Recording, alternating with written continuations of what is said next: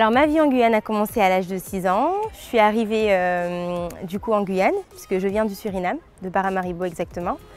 Donc à l'âge de 6 ans, je suis arrivée en Guyane avec mes parents et du coup j'ai été scolarisée. J'ai fait l'école à Briba, je commençais à Balata, parce que j'habitais à Balata avec mes parents. Voilà. Donc du coup j'ai fait toute ma scolarité en Guyane. J'ai fait ma primaire, mon collège, jusqu'à l'obtention de mon bac au lycée Léon Gontran Damas. Alors après mon bac, on va dire durant mon bac, j'ai eu l'opportunité de partir en Angleterre avec ma classe. Donc on a fait un voyage linguistique en Angleterre. Donc je suis tombée amoureuse de l'Angleterre, de sa culture, de sa diversité. Et du coup je me suis dit, c'est là qu'il faut que j'aille. D'ailleurs ma prof d'anglais m'a dit, Luzinette, c'est pour toi. Parce que je suis quelqu'un quand même d'assez atypique, d'assez londonienne on va dire, peut-être dans le style ou voilà. Donc après mon bac, je voulais partir en Angleterre, mais ma mère n'était pas d'accord parce que j'étais assez jeune. Donc j'ai été à l'université de Guyane en droit et j'ai découvert que ça ne me plaisait pas, vraiment, ça ne me plaisait pas. J'avais ce rêve de partir en Angleterre qui me trottait la tête tout le temps. Donc j'ai décidé d'arrêter. Pas d'arrêter l'école, mais juste de faire une pause et de rentrer dans le monde du travail parce que j'avais envie aussi de me découvrir dans le monde du travail. Et donc après, j'ai fait des économies et voilà, je suis partie en Angleterre. J'ai découvert là-bas qu'en fait, il y avait diverses façons de parler l'anglais, parce qu'il y avait les anciens.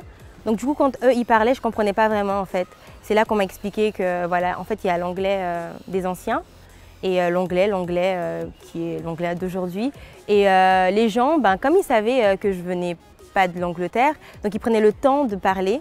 Voilà. Et on m'a souvent complimenté et dit que je parlais mieux l'anglais que les Anglais. Donc non, ça s'est bien passé, ça s'est très bien passé. Là-bas, quand on éternue ou même lorsqu'on part d'un magasin ou pour n'importe quoi, on te dit « bless you » en fait. Et du coup, c'est devenu mon expression pour rien et pour tout. J'aime bien dire ça, « bless you ». Et le sport, si je le fais pas, je suis malade. C'est vraiment comme une drogue en fait.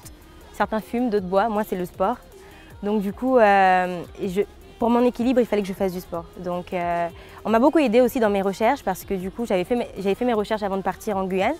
Et j'étais très intéressée par un club là-bas.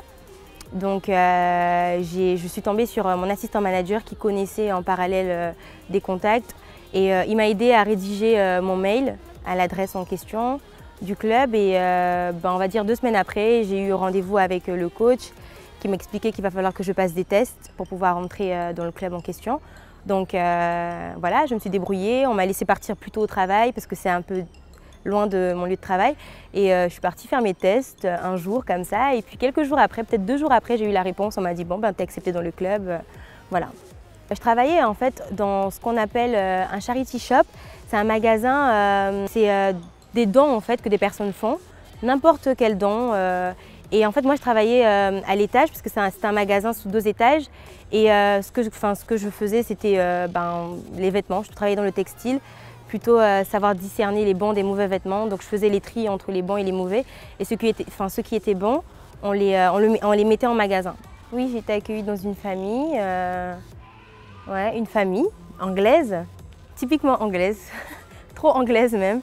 On ne s'est pas très bien entendu, mais on s'est mis d'accord parce que moi je fume pas et à longueur de journée il fumait. Donc j'ai parlé à la dame, je lui ai dit écoutez, voilà, ça va pas être possible parce que du coup en fait ils sont payés, donc moi je pouvais tout à fait changer de famille.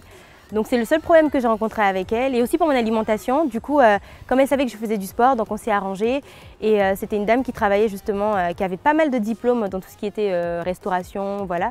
Donc elle adaptait ma nourriture en fonction de mon sport. Donc elle me faisait plein de plats typiques, mais avec des légumes, des fruits, des choses comme ça. Donc voilà, on a su trouver un terrain d'entente. D'ailleurs, je l'avais rapporté, vous savez, la pirogue avec les épices de Guyane, elle l'a décorée. Et moi, un jour, je voulais faire à manger. Je me suis dit, mais vous êtes sérieux? Vous n'allez pas utiliser le truc? Elle m'a dit, ah non, moi c'est pour décorer. J'ai dit, bon, ok, voilà. Oui, alors je suis revenue en Guyane, gros imprévu, parce que du coup, je suis revenue pour des raisons assez personnelles. Je me suis dit, bon, je reviens, pour des raisons personnelles, certes, mais je ne vais pas rester sans rien faire.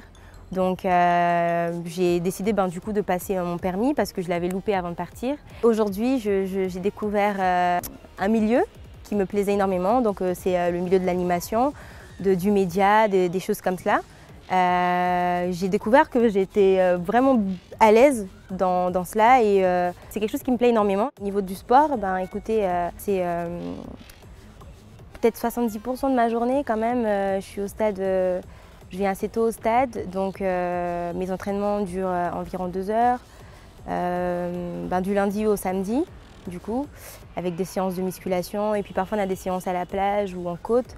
Mais alors tout ce que je me souhaite, c'est de toujours faire plus, de toujours faire mieux.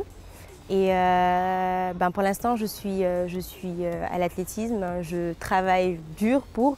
Donc ce que je pense que je rêve, c'est aussi d'être récompensée, parce que le travail, il finit toujours par payer. Donc voilà, tout ce que je me souhaite, c'est la réussite dans le sport ou que ce soit professionnellement, voilà.